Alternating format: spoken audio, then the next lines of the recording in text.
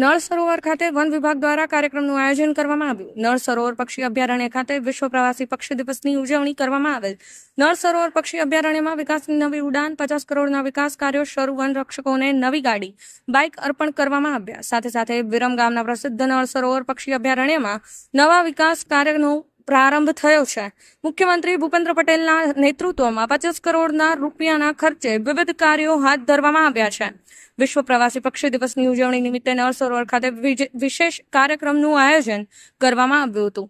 આ પ્રસંગે ધારાસભ્ય હાર્દિક પટેલના હસ્તે વનરક્ષકોને નવી ગાડી અને બાઇકનું વિતરણ કરવામાં આવ્યું હતું. અભયારણ્યના અધિકારીઓએ સ્થળ મુલાકાત દરમિયાન માહિતી આપી હતી કે આગામી 6 મહિનામાં અભયારણ્ય જાહેર જનતા માટે ખુલ્લું મૂકવામાં આવશે.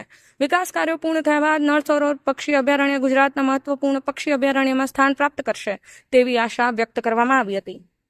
કિશોર શુક્લ, સમય 24 ન્યૂઝ, અમદાવાદ.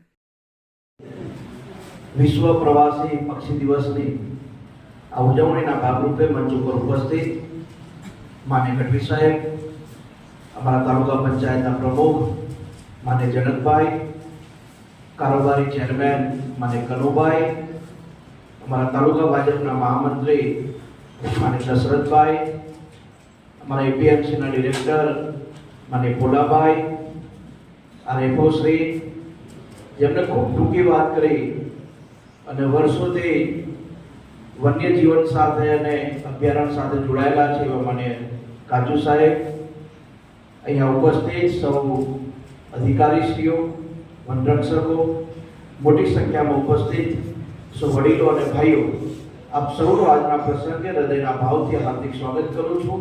આપ સૌના આજના કાર્યક્રમમાં હૃદયના ભાવથી આવકારું છું. લગભગ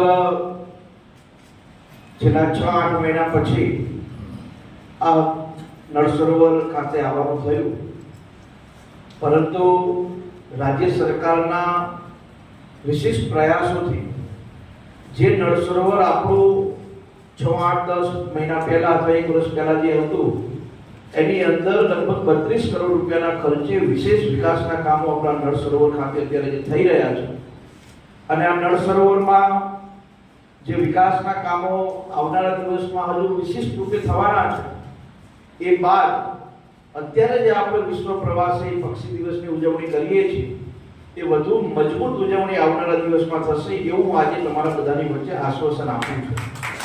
કેમ કે આવનારા દિવસની અંદર વિરમગામ માત્ર નહીં પરંતુ ભવિષ્યની અંદર પ્રવાસી કોરિડોર જે બની રહ્યો છે, અમદાવાદ એરપોર્ટ ઉપર ઉતરે, ત્યાંથી ધરોઈ ડેમ જાય, ત્યાંથી અંબાજી જાય, ત્યાંથી પાટણ રાણકી વાવ જોવા જાય, ત્યાંથી મોઢેરા સૂર્ય મંદિર જાય, ત્યાંથી બહુચરાજી આવે, ત્યાંથી ઉત્સવ તળાવ જોવા માટે આવે, ત્યાંથી નળ સરોવર આવે, અહીંયાથી ધોલેરા જાય, ધોલેરાથી લોથલ જાય, લોથલથી સ્ટેચ્યુ ઓફ યુનિટી જાય, ત્યાંથી પાછા અમદાવાદ એરપોર્ટ આવે, એ પ્રકારનો જે પ્રવાસી કોરિડોર ગુજરાતની અંદર પ્રધાનમંત્રી શ્રી નરેન્દ્રભાઈ મોદીના નેતૃત્વમાં બની રહ્યો છે, એમાં આપણું નળ સરોવર સૌથી મહત્વની જગ્યા સાબિત થવાની છે.